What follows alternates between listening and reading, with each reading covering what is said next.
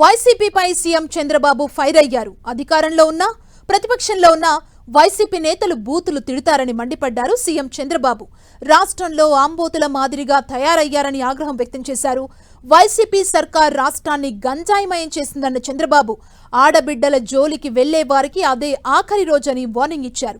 తిరుమలను అపవిత్రం చేశారన్న చంద్రబాబు అధికారంలోకి వచ్చిన వెంటనే తిరుమల ప్రక్షాళన చేశామన్నారు. లడ్డూను అపవిత్రం చేశారని చెబితే హెరిటేజ్ ని తెరపైకి తెచ్చారని చంద్రబాబు అన్నారు. ప్రాణం పోయినా తాను తప్పు చేయబోనన్నారు ఏపీ సీఎం.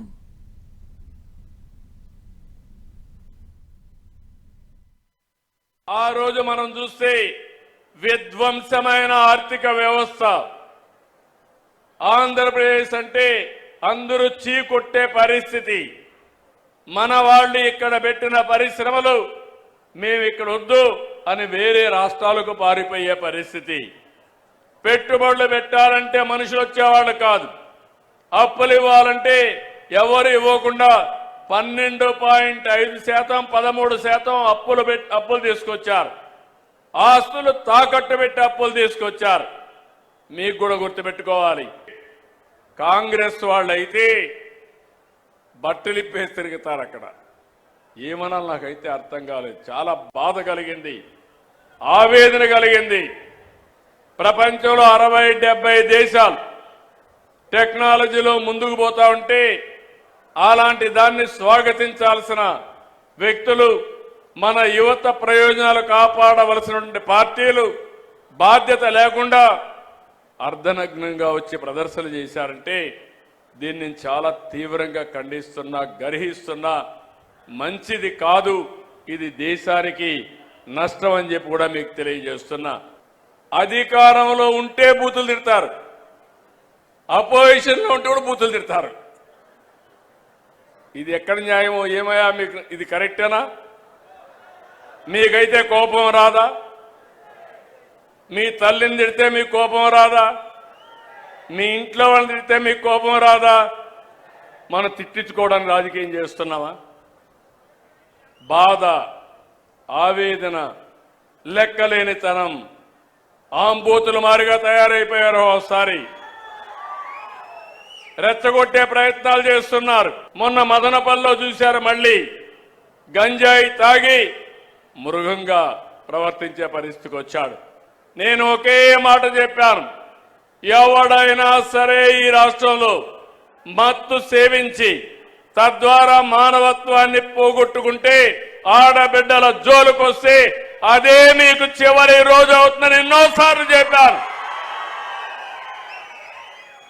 ఇప్పుడు కూడా ఆ మాట కట్టుబడి ఉన్నా. నేను ఎవరిని వదిలిపెట్టాను. చట్టం దాని పని అది చేసుకుంటూ పోతుంది. అలాంటి వ్యక్తులు ఉండాల్సింది జైల్లో అయినా ఉండాలి, లేకుంటే చట్టం ద్వారా ఉరి శిక్షణ అయ్యాలి. ఆ భయంతో ఎవరైతే ఈ తప్పులు చేశారో వాళ్లే అఘాయిత్యం చేసుకునే పరిస్థితి వస్తారు తప్ప ఎవరిని వదిలిపెట్టే పరిస్థితి ఉండదని మరొకసారి మీకు హామీ ఇస్తున్నా. నేను ముఖ్యమంత్రి అయిన తర్వాత నేను ఇచ్చిన హామీ ప్రకారం రెండో సంతకం ఆఫీసర్ వేసింది తిరుమల తిరుపతి దేవస్థానం ఈవోగా వేసి శ్యామలరావుని ప్రక్షాళన కార్యక్రమానికి ప్రారంభించా. వస్తే నెయ్యి చూస్తే బాగా లేకపోతే తిరిగి పంపించి దాంట్లో నుంచి శాంపుల్ తీసుకొని ఎన్డీడీబీ పంపించారు. ఎన్డీడీబీ పంపిస్తే అందులో నుంచి ఎనిమల్ ఫ్యాట్ ఉందని ఆ రోజు చెప్పారు. అది చెప్పిన తర్వాత నేను ఆలోచించి ఇది నేను చెప్పకపోతే నా మీద అప్రతిష్ట వస్తుంది, అపవాదు వస్తుందనే ఉద్దేశంతో నేను చెప్పాను. తర్వాత లేనిపోని సమస్యలన్నీ క్రియేట్ చేసి సుప్రీంకోర్టు వరకు పోయే పరిస్థితికి వచ్చారు. సిట్ వేశారు. ఆ సిట్లో వచ్చినటన్నీ మీరు చదివి ఉంటారు. చాలా స్పష్టంగా చెప్పారు, అసలు ఇది నెయ్యే కాదు, కెమికల్స్తో తయారు చేసిన నెయ్యి అని చెప్పారు. రాష్ట్ర ప్రభుత్వాన్ని కూడా యాక్షన్ తీసుకోమని అధికార యంత్రాంగం పైన ఒక రిపోర్టు పంపించారు.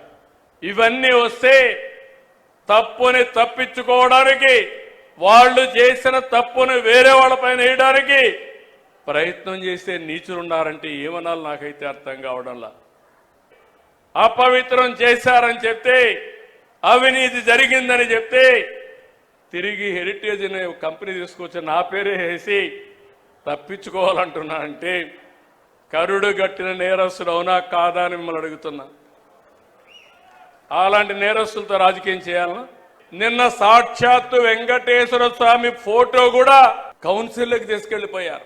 చెప్పులేసుకొని వెంకటేశ్వర స్వామి ఫోటో పెట్టుకొని ఫోటోలు తీసుకొని ఇసిరిసేస్తారు. అంటే ఏంటి మీ అజం, ఏంటి మీ అహంకారం?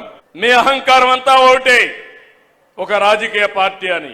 శివుడి తల మీద పాముంటే మనం ఏం చేయలేము ఒకసారి, అదే అనుకుంటున్నారు. నేను తప్పకుండా శివుడు తలపైన పాముంటే నమస్కారం పెట్టి శివుడికి దాన్ని బయట తీసుకొచ్చి పాముని ఏం చేయాలో అది చేస్తామని చెప్పి కూడా నేను మీకు తెలియజేస్తున్నా.